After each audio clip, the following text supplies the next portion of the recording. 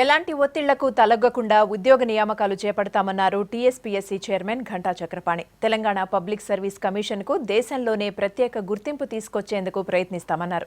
రాష్ట్రంలో నిరుద్యోగ సమస్యపై అవగాహన ఉందన్న ఆయన క్యాలెండర్ ఇయర్ను పక్కాగా అమలు చేస్తామన్నారు. ఉద్యోగ నియామకాల్లో అక్రమాలు లేకుండా చూస్తామంటున్న చక్రపాణితో మా ప్రతినిధి Yadagiri face to face. Telangana రాష్ట్ర పబ్లిక్ సర్వీస్ కమిషన్ కొలువుదీరింది. తొలి చైర్మన్గా ప్రొఫెసర్ ఘంటా చక్రపాణి గారు బాధ్యతలు చేపట్టారు. అయితే తెలంగాణ రాష్ట్రంలో ఎన్నో రోజుల నుంచి ఎదురు చూస్తున్నటువంటి నిరుద్యోగులకు ఆయన ఇచ్చే భరోసా ఏంటి ఆయన చెప్పేసి మనతో పాటు ఉన్నారు. ఆయన అడిగి తెలుసుకుందాం. చెప్పండి సార్, మొదటిగా మీకు P6 తరపు నుంచి అంటే తొలి చైర్మన్గా బాధ్యతలు చేపట్టినందుకు శుభాకాంక్షలు సార్. Thank you sir. అయితే మీరు అంటే తెలంగాణ రాష్ట్రంలో ఎన్నో రోజుల నుంచి ఎదురు చూసినటువంటి నిరుద్యోగ యువతకి మీరు ఎలాంటి భరోసా ఇవ్వబోతున్నారు sir? Telangana public service commission ఏర్పాటు చేయడమే ఒక భరోసా నేను అనుకుంటున్నాను.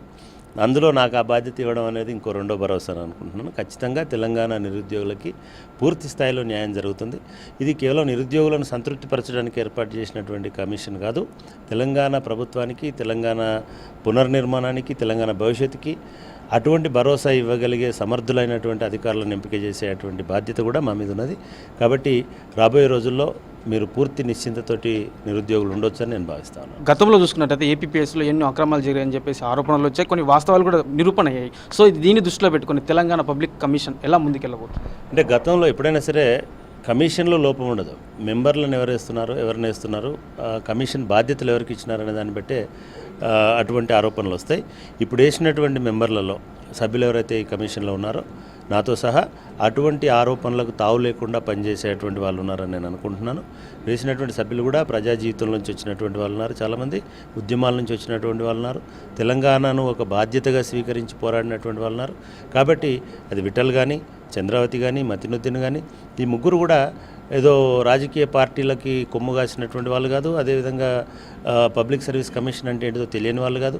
కాబట్టి ఖచ్చితంగా మాకు బాధ్యత తెలుసు, రాజ్యాంగ విధి తెలుసు, రాజకీయ ప్రమేయం లేదు. కాబట్టి ఖచ్చితంగా అటువంటి అపవాదులు రాకుండా పనిచేస్తామని మేము స్పష్టంగా చెప్తాము. అంటే టీఎస్పీఎస్కి సంబంధించినటువంటి క్యాలెండర్ ఇయర్ ఎలా ఉండబోతుంది? అంటే ఇయర్ వైజ్ క్యాలెండర్ అనేటువంటిది కాకుండా జాబ్ వైజ్ క్యాలెండర్స్ని ఇష్యూ చేస్తే బాగుంటుంది అనేది ప్రాథమికంగా మేము అనుకుంటున్నది.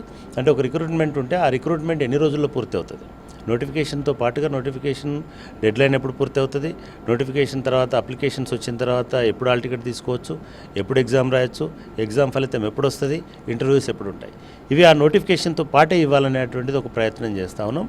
ఆ క్యాలెండర్ని మేము స్ట్రిక్ట్గా ఫాలో అయినప్పుడే ప్రజలకు కూడా మా మీద విశ్వాసం ఉంటుంది. ఏ రకంగా ఈ క్యాలెండర్స్ అనేటువంటి ఉండాలి అనేటువంటి ఇది ఆలోచిస్తాం. నేను వ్యక్తిగతంగా కూడా కొన్ని మిగతా పబ్లిక్ సర్వీస్ కమిషన్ల పనితీరును పరిశీలించాను.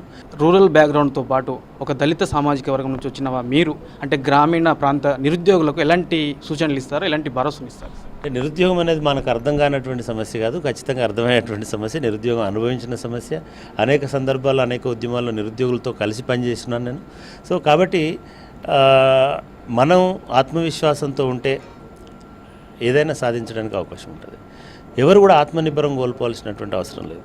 ఇవాళ నిజానికి దేశంలో ఏ ప్రజలకు రాని ఒక అవకాశం ఏమిటి అని అంటే ఒకటేసారి 1,00,000 ఉద్యోగాలు ఇస్తామని గవర్నమెంట్ ప్రకటించున్నది. వాటిని ఎట్లా సాకారం చేసుకోవాలి, న్యాయబద్ధంగా వాటిని ఎట్లా నియమించాలనేటువంటిది, ఎట్లా వాటిని పొందాలనేటువంటిది ప్రధానమైనటువంటి అంశం.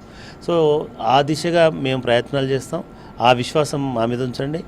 మీరే చెప్పినట్టుగా మేమేదో పైనుంచి రాలిపడ్డటువంటి వాళ్ళం కాదు, కింద నుంచి వచ్చినటువంటి వాళ్ళం, అన్ని సమస్యలు తెలిసినటువంటి వాళ్ళం, ఆ నిరుద్యోగులకు ఉండేటువంటి భావోద్వేగాలు కూడా అర్థం చేసుకోగలం.